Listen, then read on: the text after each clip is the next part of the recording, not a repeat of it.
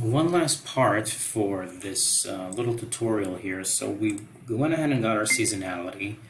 We got some competitor keywords that they're buying PPC slash ranking for organically in Google. Now the last thing we need to do is actually create the keyword opportunities report, right? So we went ahead and copied and pasted the entire thing. Now what we're going to do is we're just going to clean this up a little bit. And how we do that is basically we'll take a look at data, and we're going to remove duplicates. We're going to remove duplicates only from the keyword level. So, take a look at that, and I'm pretty sure there's about, yes.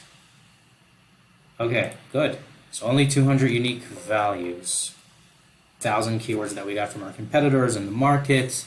Now we could literally just see that those 200 keywords. So remember the Pareto rule, the 80-20 rule.